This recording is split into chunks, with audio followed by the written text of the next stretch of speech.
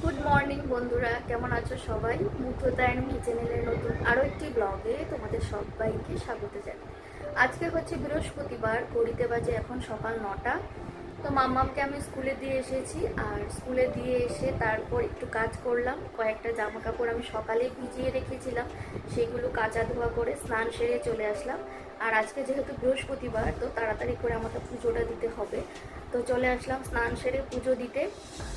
তো চলো, আজকের এই ব্লগটা আমি এখান থেকে শুরু করলাম তোমাদের সবাইকে সঙ্গে নিয়ে। তোমরা সবাই প্রথম থেকে শেষ অবধি আশা করছি আমার সঙ্গেই থাকবে। তো চলো, ব্লগটা শুরু করলাম, তোমরা দেখতে থাকো, আমার সঙ্গে থাকো। তো দেখো বন্ধুরা, মা লক্ষ্মীর ঘট বসিয়ে একদম ভালো করে কিন্তু আমি পুজোটা দিয়ে নিলাম। আর গতকালে কিন্তু আমার বরমশাই ফুল টুল সব এনে রেখেছিল, আর আমি সকালে গিয়ে ওই দুব্বো বেলপাতা ওগুলো গিয়ে আনলাম। তো চলো এখন বসে বসে মা লক্ষ্মীর পাঁচালিটাই পড়ে ফেলি। আর কি বলো তো, সন্ধেবেলা আমি পাঁচালি পড়ি না, আমি দুপুরবেলা বলতে সকালবেলা আমি পুজো দেওয়ার পরেই কিন্তু পাঁচালিটা পড়ে নিই। আর সন্ধ্যাবেলা আমি আর পড়ি না আর কি। তো যাই হোক, পাঁচালি পরে কিন্তু আমি চলে আসলাম এখন ওই যে স্নানের আগে যে জামা কাপড়গুলো কেচেছিলাম, তো ভাবলাম সেগুলোকে মেলে দিই। আর এখন জানো তো বন্ধুরা, মানে আকাশটা এত সুন্দর ঝলমলে রোদ, তার সঙ্গে না মানে সুন্দর একটা কিন্তু হাওয়াও দেয়, এতটা ভালো লাগে। বেলকনিতে যখন আসলাম না, ঠান্ডা ঠান্ডা কিন্তু বেশ সুন্দর হাওয়া, আর তার সঙ্গে কিন্তু খুব সুন্দর একটা ঝলমলে রোদ। আর ওই যে আমার বেলকনিতে তো মানে নিচে এত বড় একটা নিম গাছ, মানে কি বলবো, আর পুরো নিমের হাওয়া, এত সুন্দর ঠান্ডা ঠান্ডা হাওয়া আমি পাই, আর কিছু বলার নেই। আমি যখন প্রথম এসেছিলাম তখন কিন্তু নিম গাছটা এতটা মানে খুব একটা বেশি বড় ছিল না, আর এত কিন্তু ডালপালা মানে ছড়ায়নি। কিন্তু যত দিন যাচ্ছে, যত বছর এগোচ্ছে না, মানে গাছটা এতটাই বড় হচ্ছে আর কি বলবো। তো যাই হোক, নিম পাতার হাওয়া নাকি গায়ে লাগানো খুবই ভালো। আর আমার বেলকনিতে আসলেই তো আমি ওই নিম গাছটার মানে নিম পাতার হাওয়া আমি তো মানে রোজেই তো আমরা পাই আর কি নিম পাতার হাওয়া। তো যাই হোক, ওদিকে আমি জামা কাপড়গুলো মেলে চলে আসলাম, এখন দুপুরে রান্না বান্না বসাবো। আর এখন আমি এখানে কাটছি ওই কুমড়ো শাক, বা বলতে পারো কুমড়োর ডোগা। তো গতকাল রাতেই কিন্তু আমার কেটে রাখা উচিত ছিল, যেটা কিন্তু আমি করে থাকি। কিন্তু না, রাতে না আমার একদমই মাথায় ছিল না, আমি ভুলে গেছিলাম। উল্টে না আমি রাতে বসে বসে ভাবছিলাম যে আমাকে কি কাজ করতে হবে, কি করতে হবে, আমার যেন মাথাতেই আসছে না। কিন্তু আজকে আমার মানে মনে পড়লো, এ বাবা, আমি যদি ওই কুমড়োর ডোগাটা কেটে রাখতাম তাহলে কিন্তু ভালো হতো। তো যাই হোক, এখন আমি বসে বসে কেটে নিচ্ছি। আর ওদিকে আমি বসিয়ে দিয়েছি একটু মুসুর ডাল সেদ্ধ। তো আজকে ভাবলাম যে মুসুর ডাল দিয়ে আর ওই যে কুমড়োর ডোগাটা দেখছো সেটা দিয়ে না ডাল করব, মুসুর ডাল। আর ওই কুমড়োর ডোগা দিয়ে না মুসুর ডাল খেতে কিন্তু দুর্দান্ত লাগে। তো যাই হোক, আমার কিন্তু ওদিকে ডালটা হাফ সেদ্ধ হয়ে গেছে, আমি একটু ঘুটনিটাও দিয়ে দিলাম। আর ওই যে কেটে রাখা কুমড়োর ডোগা, কুমড়ো পাতা যাই বলো, সেটা কিন্তু আমি এখন দিয়ে, আর একটু আগে কিন্তু নুন আমি দিয়েছিলাম, আর তার সঙ্গে দুটো চেরা কাঁচা লঙ্কা দিয়ে কিন্তু ভালো করে ঢেকে দিলাম। আর আজকে কিন্তু সেভাবে মাছ টাছ কিছু হচ্ছে না, তো ভাবলাম যে আজকে একটু সয়াবিন করব। আর সয়াবিন হলে কিন্তু আমার খুব বেশি অসুবিধা হয় না, কারণ মাম্মাম সয়াবিন খেতেও দেখছি পছন্দ করে। তো ভাবলাম যে সয়াবিনের তরকারি করব, আর তার সঙ্গে ওই যে কুমড়োর ডোগাটা দিয়ে মুসুর ডাল। আর আজকে আমি ফোড়নে দিলাম তোমার শুকনো লঙ্কা, তেজপাতা, রসুন আর কালো জিরে দিয়ে আমি আজকে এই ডালটা ফোড়ন দিলাম। তো যাই হোক, আমার কিন্তু ফোড়ন দেওয়া হয়ে গেছে, আর ডালটাও কিন্তু হয়ে গেছে। আর এখন আমি নামিয়ে ফেলবো। আর এই ধরনের ডাল কিন্তু মানে খেতে আমার ভীষণ ভালো লাগে, আর আমার বাড়িতে তো প্রায়ই হয় এই ডালটা। মানে আমার বাড়িতে বলতে আর কি, আমার বাপের বাড়িতে। তো চলো, ওদিকে কিন্তু আমার তরকারি কিন্তু রান্না কমপ্লিট, আর এখন আমি এখানে বসিয়ে দিচ্ছি ভাত। মাম্মাম এখনও স্কুল থেকে আসেনি, আর ওর কিন্তু স্কুল থেকে আসার কিন্তু আস্তে আস্তে সময়ও হচ্ছে। আর আশা করছি যে ও স্কুল থেকে আসার আগে আগে আমার সমস্ত কিন্তু রান্নাবান্না হয়ে যাবে।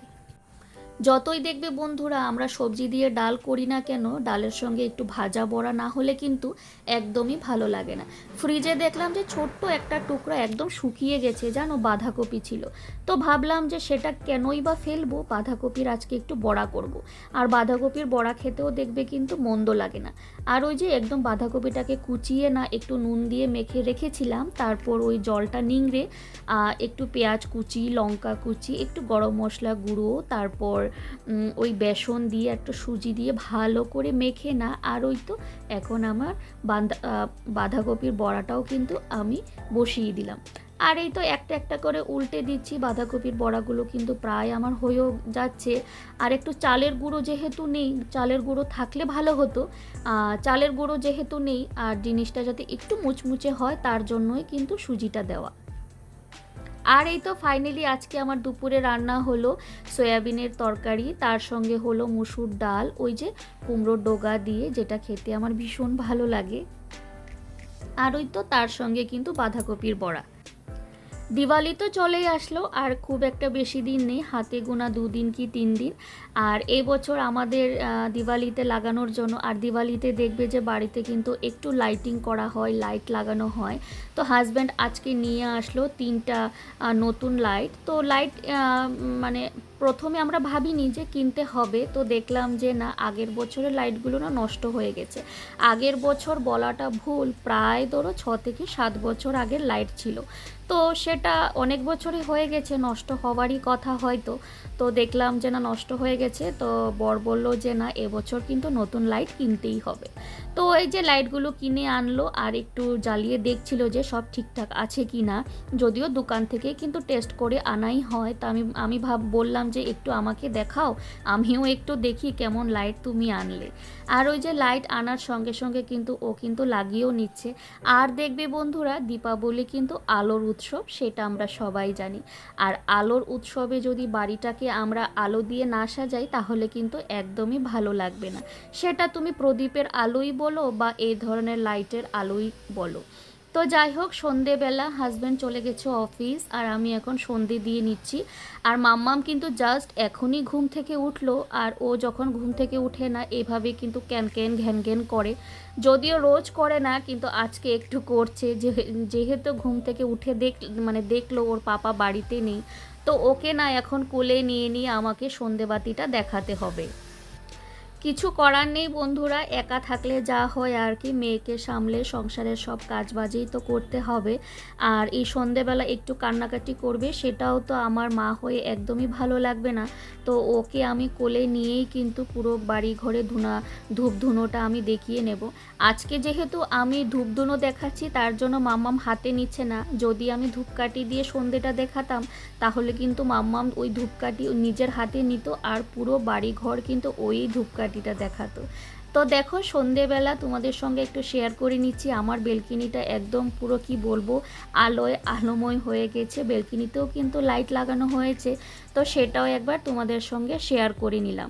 আর এখন ভাবছি আমি আর মাম্মাম একটু যাব বাইরে, কিছু না কেনাকাটা করার আছে। আর এই তো চলে আসলাম সবজির দোকানে, টুকটাক একটু সবজি কিনবো। আর মাম্মাম না, ওর বয়সী 2-3টে বাচ্চা পেয়েছে, আর ওদের সঙ্গে কথা বলছে। কিন্তু ওরা তো আর মাম্মামের ভাষা কিছু বুঝতে পারছে না, কারণ মাম্মাম বাংলাতে কথা বলছে, আর ওরা তো বাংলা কিছু বোঝে না। তো যাই হোক, ও ওদেরকে গিয়ে জিজ্ঞেস করছে তোমরা কি করছো কি না, কিন্তু ওরা তো আর মাম্মামের ভাষা কিছু বুঝতেই পারবে না। তো এই দেখো, সামনেও কিন্তু লাইট লাগানো হয়েছে আমাদের, আর এভাবে কিন্তু প্রতি বছরই কিন্তু লাগানো হয় লাইটগুলো। তো যাই হোক, চলো ভিডিওটা আজকে আর বেশি বড় করব না। আমাদের মা আর মেয়ের কিন্তু বাজার করা হয়ে গেছে, টুকটাক সবজিপাতি আনলাম, বাজার করা হয়ে গেছে। চলো এখন ঢুকে যাব বাড়িতে।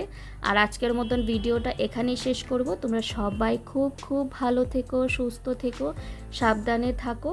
আজকের মতন এখানেই বিদায় নিচ্ছি। আরও একবার সবাইকে জানাচ্ছি হ্যাপি দিওয়ালি। চলো সবাইকে টাটা, বাই, গুড নাইট।